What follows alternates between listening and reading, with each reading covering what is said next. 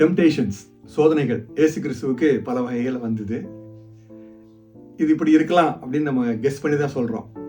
மார்த்தாள் மரியாள் 2 பேர் இருக்கிறாங்க பெத்தானியாங்கிற ஊரில். இயேசு கிறிஸ்து அந்த ஊரை தாண்டி போகும்போதெல்லாம் அவங்க வீட்டில் வந்து சாப்பிட்றாரு. நல்ல ஃப்ரெண்டு லாசரு இருக்கிறாரு, அவங்க தங்கச்சிகள் 2 பேர்.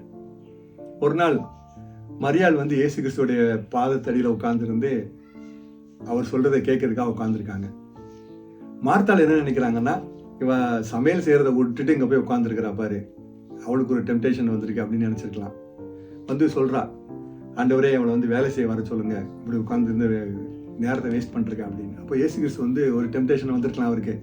நீங்கள் வந்து வேலை செய்ய போமான்னு சொல்லியிருக்கலாம். 2 பேர் சேர்ந்து சாப்பாடு ரெடி பண்ணதுக்கப்புறம் உட்காந்து பேசலான்னு அவர் நினச்சிருக்கலாம்.